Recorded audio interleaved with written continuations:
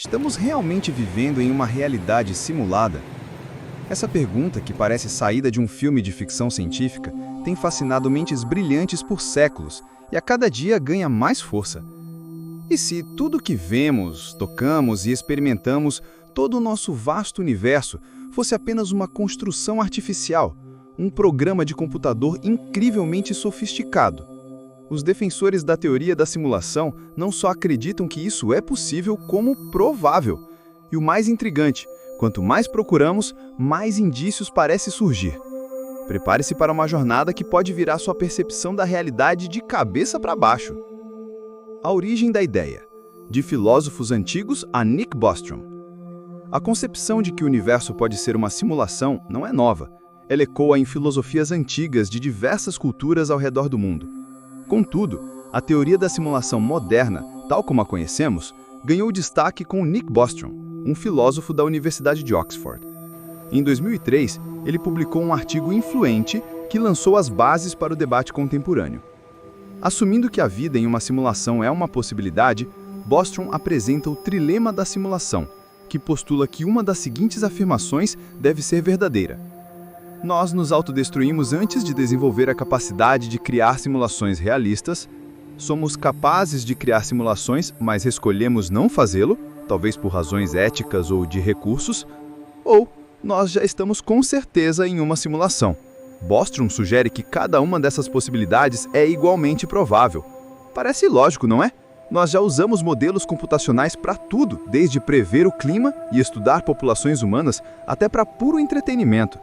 Quando uma civilização atinge um nível tecnológico que lhe permite criar simulações realistas, a mais óbvia a ser criada seria a de sua própria existência, em um estágio inicial. Bostrom chama isso de simulação ancestral.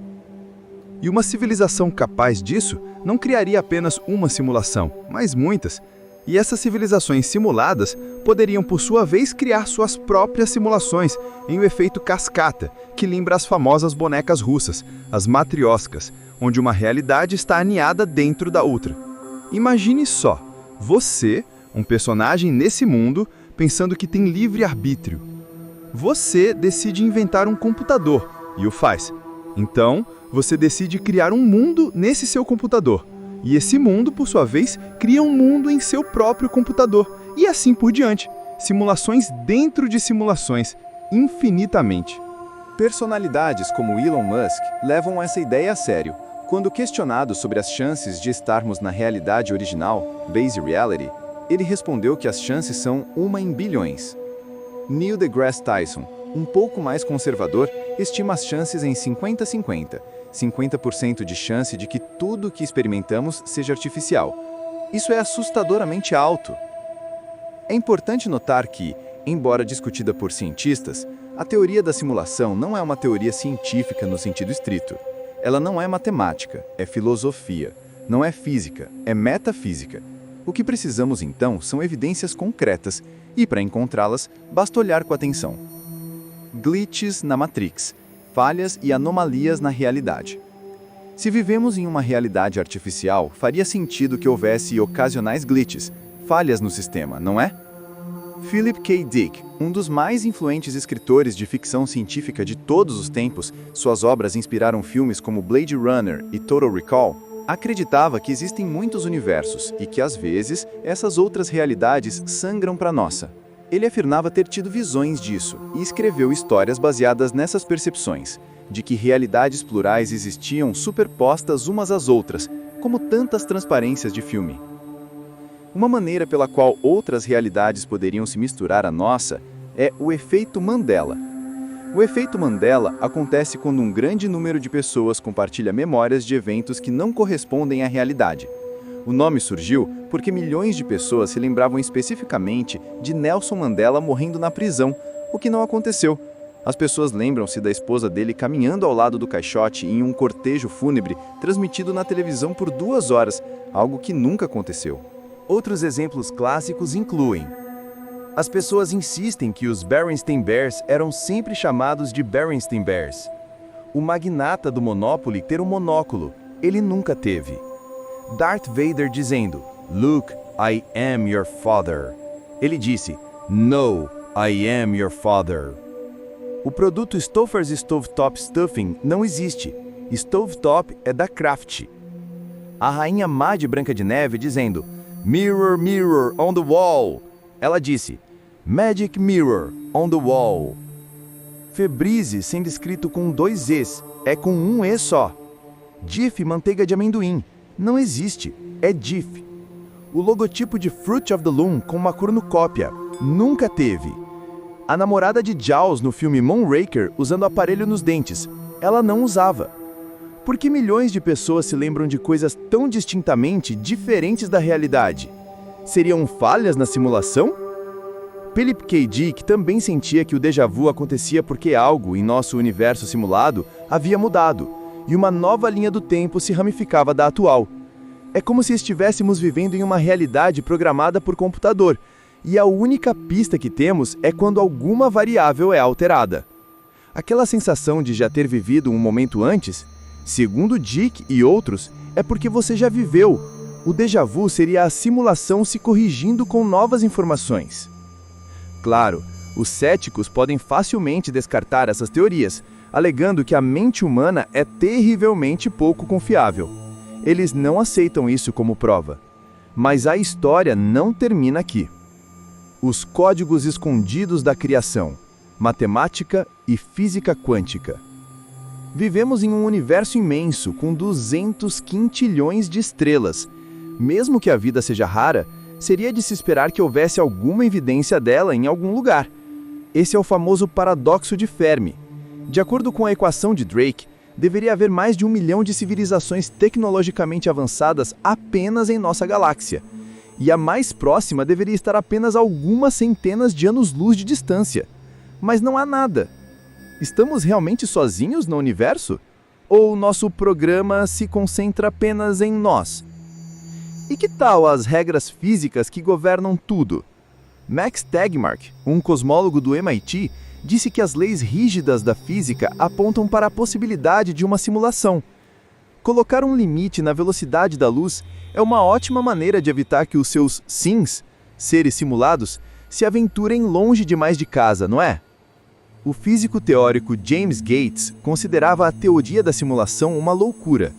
Então, ele começou a estudar quarks e elétrons e encontrou código de correção de erros profundamente embutido nas equações que usavam para descrever a teoria das cordas. Então você está dizendo que conforme você cava mais fundo, você encontra código de computador escrito na própria estrutura do cosmos?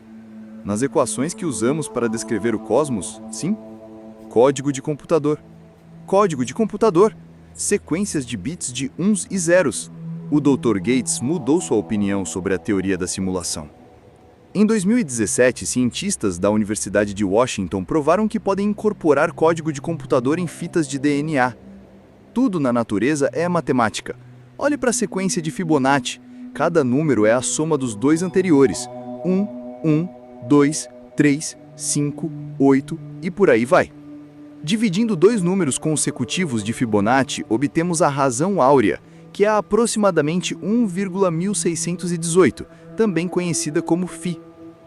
Vemos números de Fibonacci e a razão áurea em todos os lugares. O número de pétalas em uma flor, lírios tem 3, ranúnculos 5, chicória 21, margarida 34. O espaçamento das pétalas em um círculo, seguindo a razão áurea. O número de galhos que as árvores formam. A proporção de abelhas fêmeas para machos numa colmeia, 1,1618. As proporções do corpo humano, um nariz, 2 olhos, 3 segmentos de membros, 5 dedos, a proporção do ombro ao cotovelo e do cotovelo à ponta dos dedos. Até mesmo uma molécula de DNA mede 34 angstroms de comprimento por 21 angstroms de largura. Novamente, números de Fibonacci. Do espiral das conchas ao espiral de uma galáxia e tudo o mais, os números de Fibonacci estão em toda parte. Alguns afirmam que isso é coincidência, que os humanos procuram padrões no caos porque é para isso que estamos programados. O quê? Programados para quê? Não é interessante que, ao tentar desmistificar a teoria da simulação, eles acabem inadvertidamente provando-a? Não importa o que estudamos, seja algo do tamanho de uma galáxia ou tão pequeno quanto um elétron, tudo no universo parece seguir padrões e regras. Em outras palavras, um programa. O experimento da fenda dupla, a grande revelação. Para simular um universo inteiro, precisaríamos de uma tecnologia muito mais avançada do que a que temos, mas isso não significa que não chegaremos lá. A lei de Moore prevê que o poder de computação dobra a cada 18 meses, e isso tem sido verdade por cerca de 50 anos. Embora esteja desacelerando por limitações físicas, é certo que aprenderemos a fazer microchips menores. Prevê-se que a inteligência artificial poderá superar a inteligência humana nos próximos 100 anos. Elon Musk aponta que, quando criança, o jogo de vídeo mais avançado era Pong, 2 retângulos em uma tela. 40 anos depois, a tecnologia de videogame é quase indistinguível da realidade. Ele disse isso há 6 anos, e nesse curto período, os motores de jogos se tornaram ainda mais realistas. Basta olhar a filmagem da Unreal Engine 5, quando um mundo que podemos construir parece tão real quanto o nosso. O que os jogos serão nos próximos 6, 60 ou 6.000 anos? Mas simular um universo inteiro, que tamanho de computador seria necessário? Estima-se que existam 10 elevado a 80 átomos no universo. Se cada partícula precisasse de 128 bits para calcular sua posição e momento, chegaríamos a 10 elevado a 83 bits. Isso é apenas para armazenamento de dados. Também precisamos de poder de computação para rastrear o que cada uma dessas partículas está fazendo. Multiplicado por bilhões de pessoas, os números são ridículos. Para alimentar tudo isso, a simulação precisaria de acesso a múltiplas esferas de Dyson, megaestruturas que capturam 100% da energia de uma estrela, ou teria que aproveitar a energia de buracos negros. É por isso que físicos renomados como o Dr. Michio Kaku não apoiam a teoria da simulação, afirmando que simular um universo não é cientificamente possível. Ele alega que o único computador capaz de simular um universo é o próprio universo. À primeira vista, isso faz sentido, mas com todo respeito ao Dr. Kaku, não é assim que as simulações funcionam. Quando você está jogando um videogame 3D, o mundo inteiro do jogo não é renderizado. Em vez disso, o motor do jogo calcula apenas o que o jogador pode ver e interagir naquele momento específico. Se você está jogando e há um carro ou edifício a 1 quilômetro de distância, o objeto inteiro não é renderizado. O motor do jogo renderiza apenas o mínimo de informação para fazer o objeto parecer real. Um edifício distante é renderizado com apenas alguns pixels.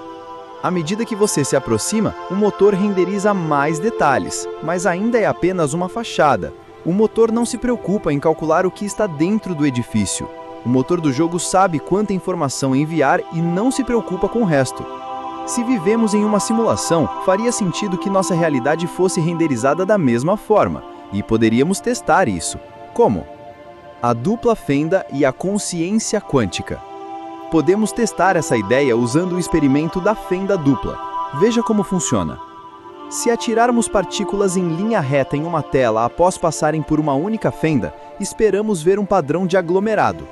Se fizermos isso com uma onda, esperamos ver um padrão onde as partículas são mais densas no meio, mas irradiam para fora, semelhante a um padrão de onda. Quando adicionamos uma segunda fenda, a diversão começa. Quando as ondas passam pelas fendas duplas, cada fenda cria sua própria onda. Quando essas ondas se cruzam, elas se anulam, criando um padrão de interferência. Então, partículas através de 2 fendas criam padrões de aglomerado. Ondas através de 2 fendas criam padrão de interferência. Faz sentido? Ótimo. Agora, se atirarmos elétrons através de uma única fenda, vemos o padrão de aglomerado esperado. Um elétron tem massa, então é uma minúscula porção de matéria. Se atirarmos elétrons através de 2 fendas, deveríamos ver 2 aglomerados, mas não vemos. Vemos o padrão de interferência de onda. Isso não deveria estar acontecendo. Por anos, cientistas assumiram que os elétrons estavam colidindo uns com os outros, causando o padrão de onda. Mas nos anos 60, o experimento foi modificado para que apenas um elétron de cada vez fosse disparado pelas fendas. Não havia como os elétrons interagirem uns com os outros, e ainda assim, continuamos a ver um padrão de interferência. Cientistas quiseram ver o que estava causando isso, então adicionaram um detector para observar os elétrons enquanto passavam pelas fendas. Foi aí que as coisas foram de estranhas a paranormais. Assim que os detectores foram instalados, o padrão de interferência desapareceu e o padrão de aglomerado retornou. remova os detectores e o padrão de interferência de onda está de volta. Mas isso é um resultado diferente do que tínhamos antes. E aqui está a última pegadinha que podemos fazer com os átomos. Deixe o detector lá, mas silenciosamente desconecte-o. Não deixe os átomos saberem que você não está espionando eles. Execute o experimento novamente. Se você conseguir explicar isso usando o bom senso e a lógica, por favor me diga, porque há um prêmio Nobel esperando por você. É como se as partículas estivessem cientes de que estão sendo observadas. O físico John Wheeler teve uma ideia que ele chamou de experimento de escolha retardada.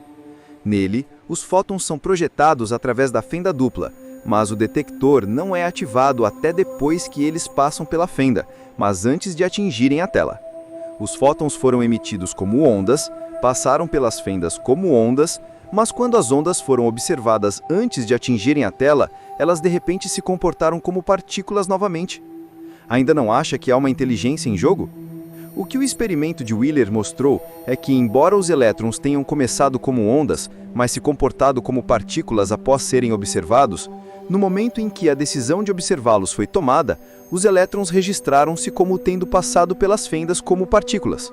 Os elétrons mudaram seu estado voltando no tempo. Pessoalmente, me sinto mais atraído pelo ponto de vista da teoria da informação e acreditando que o universo em que existo é uma simulação de muito boa qualidade.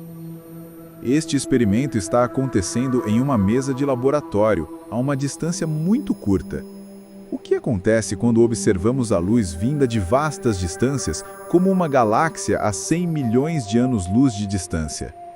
Se a luz de uma galáxia distante for projetada através da fenda dupla, ela cria o padrão de interferência de onda.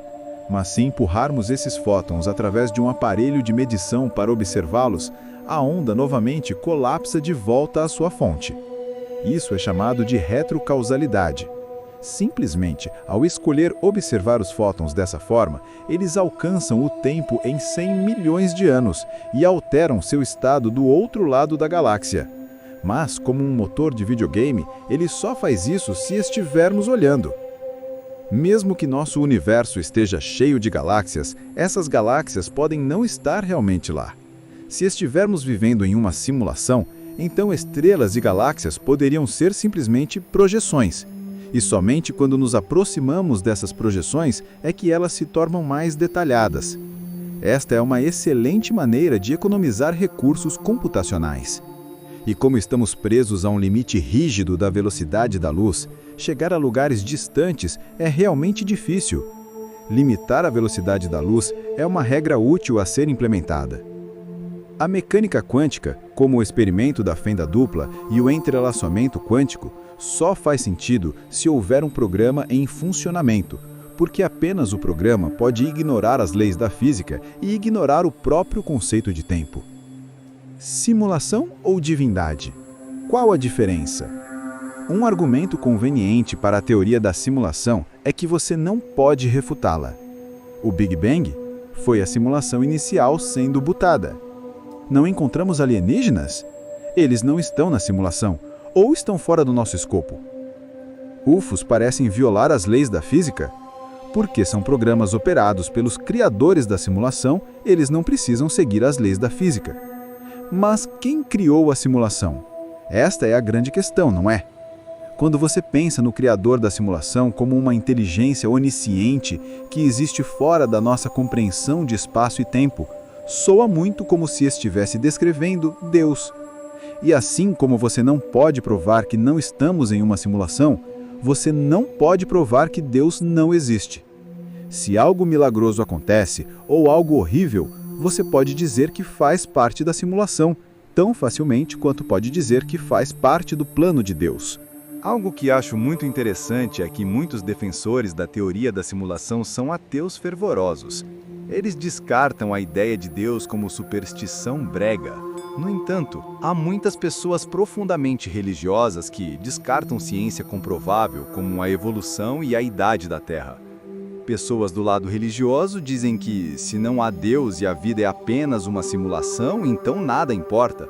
Sem Deus para nos guiar e às vezes nos punir, dependendo do que você acredita, nossas ações não teriam consequências. Eu discordo. Mesmo que não vivamos na realidade base, ainda vivemos na nossa realidade, e nossas ações aqui têm consequências. Quanto ao que acontece depois que morremos, simulação ou não, ninguém sabe realmente. Ambos os lados argumentam que fé e ciência não são compatíveis. Isso não é hipócrita? Quer você acredite em Deus ou na teoria da simulação, a verdadeira pergunta é: qual a diferença? Espero que esta análise detalhada sobre a teoria da simulação tenha sido tão intrigante para você quanto foi para mim ao criá-la. É um tema que nos convida a questionar tudo e a expandir os limites da nossa imaginação. E você, o que pensa? Acha que somos sims em um vasto jogo cósmico ou que a realidade é algo muito mais orgânico?